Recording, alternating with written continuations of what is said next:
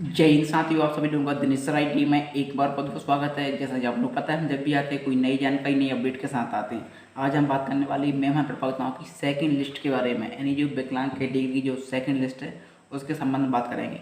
इसके पश्चात मेरे पास कुछ कमेंट भी आए थे कि सर हमारा मेरिट में नाम आ गया है, लेकिन अब हमको क्या करना है, हमें कुछ इन्फॉर्मेशन नहीं मिल पा रही कि हमारा नाम आया कि नहीं, हमें कैसे मालूम चलेगा कि हमें ज्वाइनिंग करनी कि नहीं करनी। तो हम आपको इस बात इस पर क्लियर करने वाले हैं आज इस वीडियो के माध्यम से।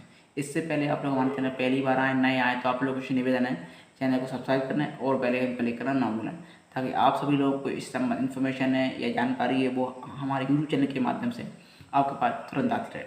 अब देखिए, यहाँ पहले बता देता हूँ मैं कि आपको कैसे मालूम चलेगा कि अभी जो ज्वाइनिंग चल रही है देखो दो चल रही है। मैं बताता हूँ कि विकलांग आवेदकों पर, जिनका विकलांग कैटेगरी में। अब आप बोलोगे कि सर हम विकलांग हैं, लेकिन हमें कैसे मालूम चलेगा कि हमारा नाम है कि नहीं। तो ये डिसाइड करता है संयुक्त संचालक का, हर संभाग के, ठीक है, संयुक्त संचालक। तो वो जब जिस ITI में जगह होंगी विकलांग कैटेगरी की, जिस कैटेगरी की, विकलांग कैटेगरी में अलग अलग कैटेगरी होती है, दृष्टिबाधित होती है, श्रमाबाधित होती है और भी होती है, ठीक है। तो बोर्ड डिसाइड करता है संयुक्त संचालक।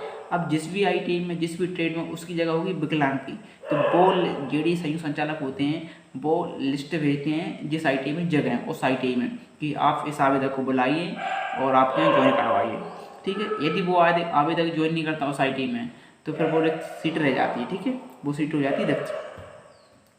अब फिर जैसे ही जो दूसरा चरण आने वाला है, वो दूसरा चरण आपका जो विकलांग कैटेगरी है, दूसरा चरण स्टार्ट होने वाला है, वो होगा आपका 25 से 29 तक चलने वाला है दूसरा चरण, ठीक है। अब मान लो दूसरे चरण को, अब उन आवेदकों को मौका दिया जाएगा विकलांग के नीचे वाले का। यानी मान लो आपका विकलांग भाई लिस्ट में 50 लोग हैं, आपका 10वें नंबर पर है, लेकिन आप प्रथम राउंड में ज्वाइन करने नहीं गए। तो अब जो सेकंड राउंड होगा, तो सेकंड जो आपका किसी के 11वें नंबर पर किसी आवेदक का, विकलांग आवेदक का, तो उसका अब सेकंड चरण में नाम आने वाला है, ठीक है। ये बात ध्यान रखनी है। अब वो भी कौन डिसाइड करेगा, ये भी संयुक्त संचालक निर्धारित करते हैं, ठीक है। अब जैसे ही वो बता देंगे तो हमारे पास लिस्ट आएगी एक दिन पहले कि 24 को मान लो कि आपको इन आवेदकों को ज्वाइन करवाना सेकंड चरण में विकलांग कैटेगरी के। तो जिस जिस ITI में जगह होगी वो उन ITI के लिए भेज देंगे और वो ITI आपको कॉल लगाएगा, ठीक है। आपको ऐसा नहीं कि आपको स्वयं जाना है, क्योंकि कुछ आवेदक हैं उनको पास लिस्ट नहीं पहुंच पाती है या लिस्ट पब्लिश नहीं करते, जिस कारण इन्फॉर्मेशन नहीं मिल पाती है। तो वो ITI की जो भी, जिनको ये कार्य दिया गया होगा, तो वो आपको कॉल करेंगे कि ये आपका हमारे ITI में नाम आया है, आपको ज्वाइन करना है, तो आप कृपया ज्वाइन करें, ठीक है। तो इस संबंध में जानकारी आपको मैं स्पष्ट करना चाहता हूँ। और ये आपका जो तीसरा चरण चलेगा, इसी का मेरिट निष्कर्षण होगा, तो आपका 1 जून से स्टार्ट हो जाएगा और ये 5 जून तक चलने वाला है। अब कुछ आवेदक है बोला कि सर हमारा क्या होगा, जो कॉमन वाले हैं, नॉर्मल वाले हैं। तो आप लोगों को टेंशन नहीं लेना, आप सभी की ज्वाइनिंग होगी, ठीक है। आपकी जो लिस्ट है ज्वाइन करने की, जो चरण है वो 15 वो आपका स्टार्ट होने वाला 8 जून से, ठीक है। 8 जून से 12 जून तक आपको चलने वाला है।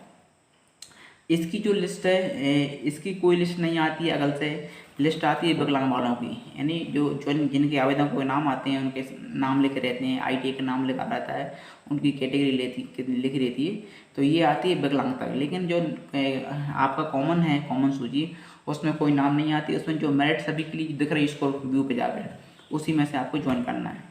अब आप बोलेंगे सर हमको कैसे ज्वाइन करना है, तो आप लोग उस समय आपको देखना है कि आपका फर्स्ट नंबर पर नाम है तो आप स्वयं जा सकते हैं, नहीं तो ITI वाले आपको कॉल अवश्य करते हैं। वो पूछते हैं कि आपको ज्वाइन करना है कि नहीं करना।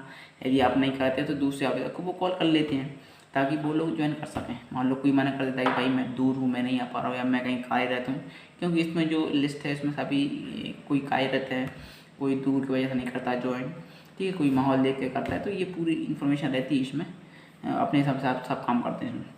तो ये मेरे पास जानकारी थी, तो मैंने आपको बता दिया कि कुछ मेरे पास कमेंट आया कि हमें कैसे मालूम चलेगा। तो आप लोगों को सिर्फ अपना ये बात करना है, आप लोगों पे जो मोबाइल है वो अपडेट करें। आपको कोई भी कॉल आती है तो आपको उठाना है वो कॉल, क्योंकि हो सकता है किसी भी ITI से कॉल आई हो, आपको उस पर देखना है, ठीक है ना। और बाकी आपको जो मेल ID है उस पर भी आपको चेक करते रहना, मेल ID पे कि कोई मैसेज तो नहीं है, क्योंकि ITI वाले मेल ID मेल कर देते हैं और आपको मालूम नहीं चल पाता कि हमें ज्वाइन करना है। और जब वो डेट निकल जाता है, तब आप देखते हैं, तब तक आपका आप ज्वाइन करने की तिथि निकल जाती है। तो ये भी आपको ध्यान रखना है, क्योंकि जो भी ITI ज्वाइन करवाती है, वो जो जिसका नंबर आता है उसको वो कॉल करते हैं, मैसेज करते हैं या मेल करते हैं। क्यों करते हैं, उनको ये परमिशन लेनी पड़ती है। जब तक आवेदक मना नहीं करता तब तक वो किसी दूसरे को नहीं बुला सकते, ठीक है। जब तक दूसरे को नहीं बुलाएंगे तो वो ज्वाइन नहीं कर पाएगा, तो ये उनका नियम रहता है। और आपको भी आपका नियम है कि आपको देखना है मेल पर कि हमारे पास मेल आया कि नहीं आया, हमारे पास मैसेज आया कि नहीं आया, वो भी आपको इसमें देखना है, ठीक है। यदि आप चेक करते रहोगे तो आपको जानकारी मिल जाएगी। अब क्या होता है, कोई कोई होता है कि मान लो कि किसी को ज्वाइन करवाना है तो वो मेल कर देते हैं। अब मालूम चलता है कि उसको मालूम नहीं पड़ता कि मेरे पास मेल आएगी, क्योंकि आप लोग मेल चेक नहीं करते। तो आप लोग मेल चेक करें तो उससे मालूम चलेगा। दूसरा आपको ये भी करना है, आपको जो मेल लिस्ट है उसमें देखते रहना है कि किसका, हमारे ऊपर जिसका नाम है फर्स्ट पे, उसका ज्वाइन हुआ कि नहीं हुआ, ठीक है। यदि मान लो उसका आपका ज्वाइन हो गया है, उसका आपके ऊपर उसका ज्वाइन हो गया, तो फिर आपको देखना है कि भाई मेरा नाम सेकंड नंबर पे है, तो मुझे फिर उसी सेकंड नंबर वाले को नेक्स्ट राउंड है जो चलेगा सेकंड राउंड या जो तीसरा राउंड चलेगा उसमें उसको ज्वाइन करना है, ठीक है। आपको बिना बुलाए आपको जाना ITI में। आपको सपोज आपको मेन बात है कि आपको जो उसका जो नोटिफिकेशन है, आपको नोटिफिकेशन पूरा पढ़ना है। आप नोटिफिकेशन पढ़ लोगे पूरा तो आपको स्पष्ट जानकारी मिल जाएगी हमें किस तरह ज्वाइन करना है या हमें कैसे मालूम चलने वाला, ठीक है। क्योंकि ये पूरा जानकारी रहती है मैं उस नोटिफिकेशन में, आप लोग पढ़ते नहीं नोटिफिकेशन, ठीक है। और दूसरी बात है, जिनका ज्वाइनिंग हो जाता है, जिनका मान लो अभी भी विकलांग प्रथम चरण में कहते हैं विकलांग आवेदकों का, यदि किसी ने ज्वाइन कर लिया आप लोगों ने तो हमें जरूर कमेंट करें कि सर हमने ज्वाइन कर लिया, ठीक है। ताकि हम लोग भी जो दूसरे आवेदक उनको हम बता सकें आपके संबंध में जानकारी है, फिर हम कॉन्टैक्ट नंबर दे देंगे, आप लोग हमें कॉन्टैक्ट कर सकते हैं ताकि उन लोगों को जानकारी हो सके, ठीक है। तो और नेक्स्ट है कि मान लो कुछ आवेदक ऐसे हैं जो कहीं ना कहीं किसी भी ITI में कार्यरत हैं, तो उनने भी फॉर्म भर दिया था लेकिन उनको ज्वाइन नहीं करना है। वो कब करेंगे भाई, उन्हें लगता है कि हम दूर हैं या हमें घर के आसपास में जाना है, तो वो लोग तब उस कंडीशन ज्वाइन कर सकते हैं, ठीक है। तो दूसरी बात है अभी जितने ये ज्वाइन कर रहे हैं, ठीक है, इनका हो जाएगा। लेकिन कुछ ऐसे होंगे जो कन्वर्ट हो जाएंगे, दूसरी जगह चले जाएंगे, जो कार्यरत हैं वो कहीं चले जाते हैं, तो उनकी जगह फिर खाली हो जाएंगी, तो उन पे आप लोगों को बाद में कॉल आएगा, ठीक है। क्योंकि ये जो लिस्ट है वो मैक्सिमम 6 महीने तक वैलिड रहती है, नहीं 6 महीने तक कोई भी ITI में बुला सकता है।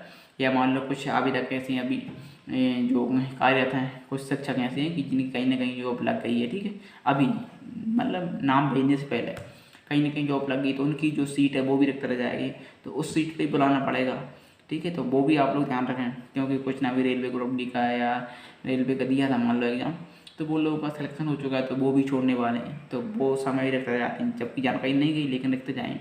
तो इन्हीं मेरी लिस्ट में से, इन्हीं जो आवेदक हैं इसी में से कॉल करते हैं और बुलाते हैं कि भाई आपको हमारे जो आपका नाम दिख रहा है किसी भी ITI में, ऐसा नहीं कि भाई हमारे रिक्त नहीं इसके बाद भी नाम दिख रहा है।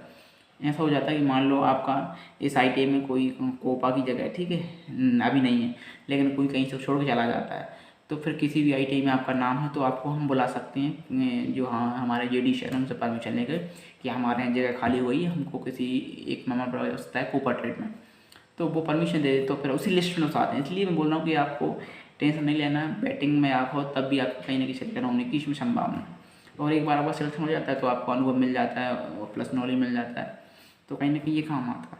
चलिए दोस्तों, पर फिर मिलते हैं नेक्स्ट वीडियो नेक्स्ट जानकारी के साथ। आप लोग हमारी वीडियो पसंद आया तो वीडियो को लाइक करें, और अभी तक आप लोगों ने चैनल को सब्सक्राइब नहीं किए तो चैनल को सब्सक्राइब करें, और दूसरों को ये चैनल आप शेयर करें अपने मित्रों को, ताकि उनको इन्फॉर्मेशन ITI संबंधी जानकारी या प्रवेश संबंधी जानकारी या वैकेंसी संबंधी जानकारी वो हमारे चैनल के माध्यम से आपको मिल सके। ओके दोस्तों, फिर मिलते हैं पर नेक्स्ट वीडियो। ओके दोस्तों।